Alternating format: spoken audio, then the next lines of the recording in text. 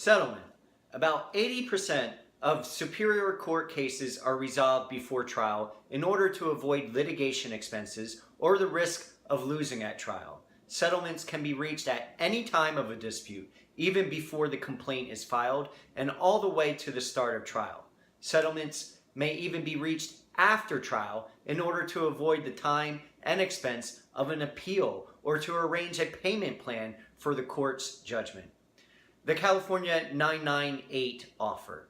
Pursuant to California Code of Civil Procedure, Section 998, a statutory offer to settle the dispute may be made by any party up until 10 days prior to trial.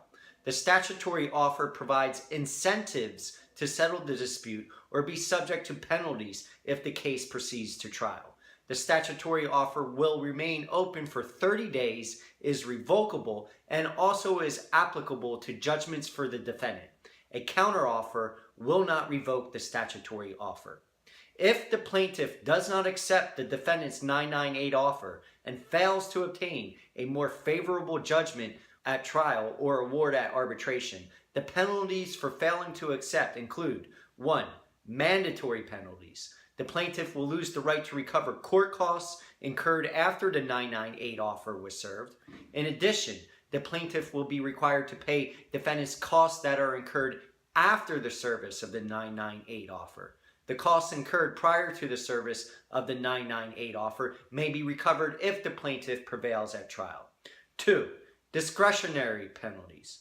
The court or arbitrator has discretion to order plaintiff to pay the defendant's reasonable expert witness fees. If a defendant fails to accept the 998 offer and plaintiff obtains a more favorable judgment at trial or award at arbitration, the court or arbitrator has discretion to order the defendant to pay reasonable expert witness fees incurred by the plaintiff after the date of service of the 998 offer.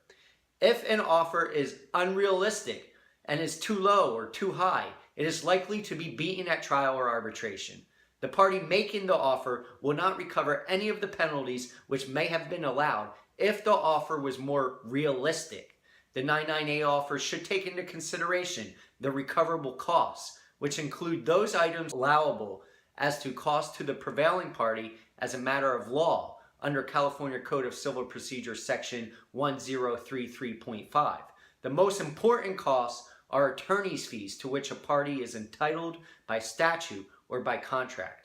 In cases in which attorney fees are recoverable, such costs can be the most significant amount of the prevailing party's judgment or award.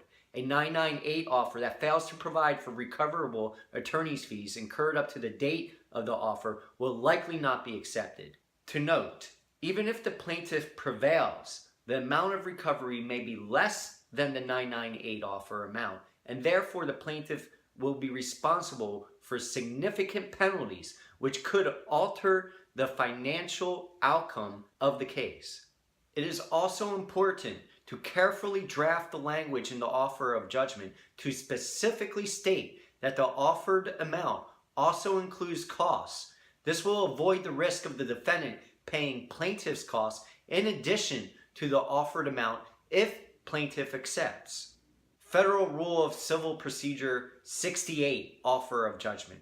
Pursuant to Federal Rule of Civil Procedure 68, only defendants may make a statutory offer of judgment. This also includes a plaintiff who is being sued by the defendant in a counterclaim. Moreover, a party in a federal court case cannot make a counteroffer as the specific language of Rule 68 only allows the defending party to make a statutory offer.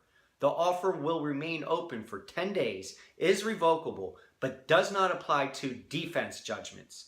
If the offer is not accepted within the 10 days, it is deemed rejected. If the plaintiff turns down the Rule 68 offer and obtains a judgment less than the amount offered, the plaintiff will be responsible to pay costs incurred by the defendant from the time after the offer was made, which also includes attorney's fees recoverable by statute.